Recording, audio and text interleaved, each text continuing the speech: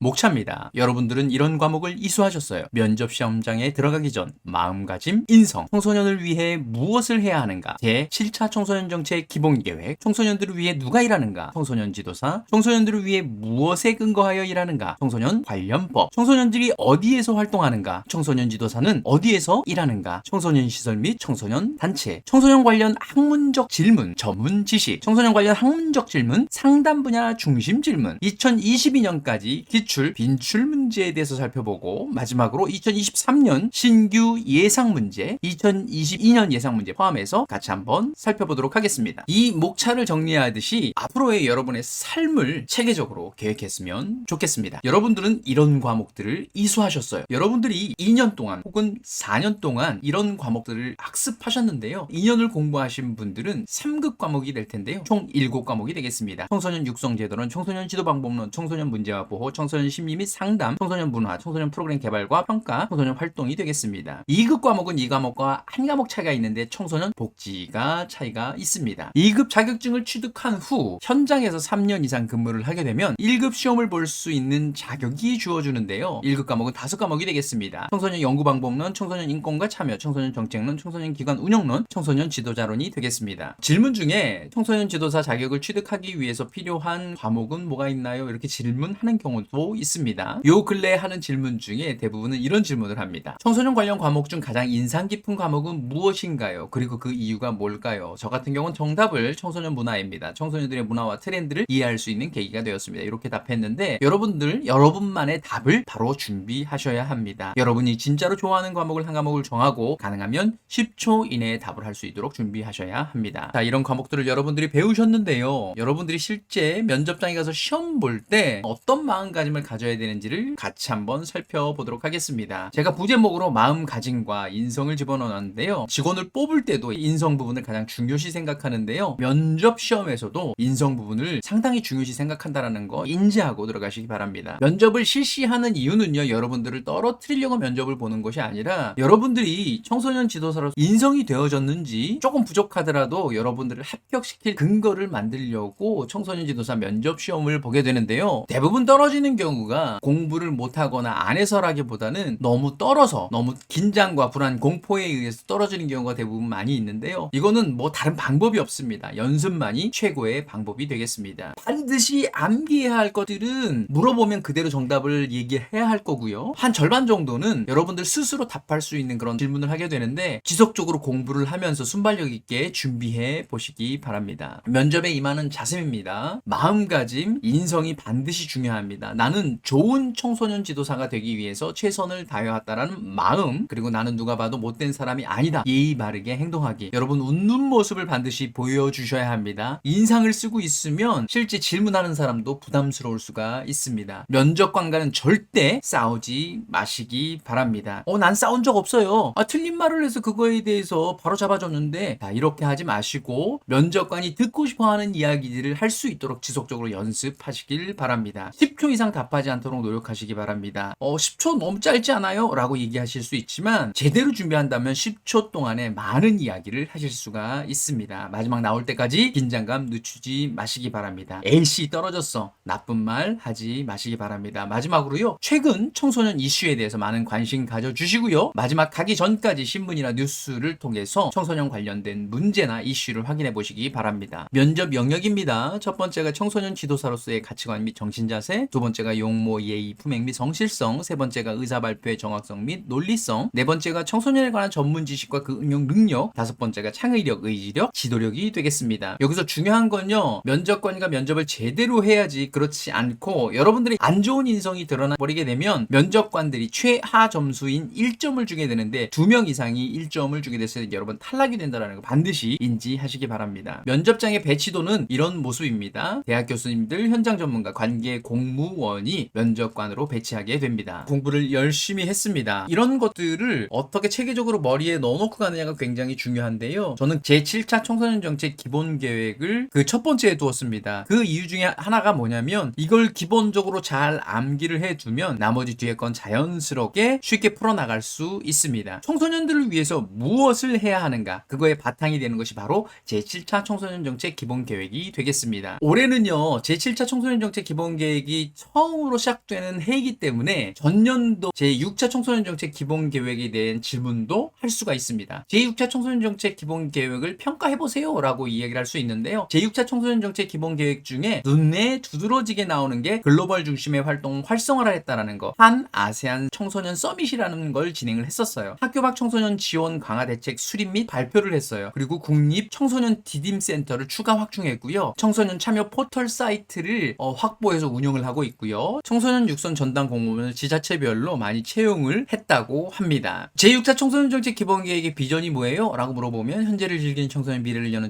청소년을 존중하는 사회. 요게 제6차 청소년 정책 기본 계획인데요. 이 질문은 이제 하지는 않겠지만 그래도 혹시 모르니까 암기해 두시면 좋을 듯 합니다. 제7차 청소년 정책 기본 계획의 특징입니다. 다양한 청소년의 목소리와 급변하고 있는 정책 환경 변화에 적극 대응할 수 있는 과제 발굴 및 강화에 중점을 두고 있습니다. 디지털 네이티브인 청소년 특성과 정책 여건 변화를 반영하여 청소년 디지털 관련 활동 기반 확대 및 역량 제고를 위한 과제를 확대하였습니다. 학교 밖, 가정 밖 등 유형별 청소년 복지 지원을 강화하고 신소외 대상 발굴 등 정책 대상 범위를 확대하여 관련 지원 과제 추진하였습니다. 디지털 매체 유해 환경, 사이버 폭력, 도박, 마약류 문제 등 최근 이슈되고 있는 유해 환경에 적극적으로 대처하기 위한 정책 과제를 발굴하였습니다. 청소년 참여 활동의 실효성 제고를 위한 참여 역량 강화, 참여기구 간 교류 활성화 등 참여 활동 지원 체계를 강화하였습니다. 청소년 정책의 현장 체감도를 높일 수 있도록 지역사회 청소년 시설, 지자체, 교육청 등 유관기관 간 협업 강화를 위한 과제를 추진하였습니다. 자, 요거는 기본적인 개념이니까 암기할 필요는 없고요. 실제 암기해야 될 게 이겁니다. 제7차 청소년 정책 기본 계획은 언제부터 언제까지입니까? 2023년부터 2027년까지입니다. 반드시 암기하시기 바랍니다. 제7차 청소년 정책 기본 계획의 비전을 말하세요. 디지털 시대를 선도하는 글로벌 K 청소년. 다시 한번 디지털 시대를 선도하는 글로벌 K 청소년이 되겠습니다. 제7차 청소년 정책 기본 계획의 과제를 말하세요. 총 5개가 되는데요. 플랫폼 기반 청소년 활동 활성화, 데이터 활용 청소년 지원망 구축, 청소년 유해 환경 차단 및 보호 확대, 청소년 참여 권리 보장 강화, 청소년 정책 총괄 조정 강화가 되겠습니다. 요 3가지는 반드시 암기하시길 바라고요.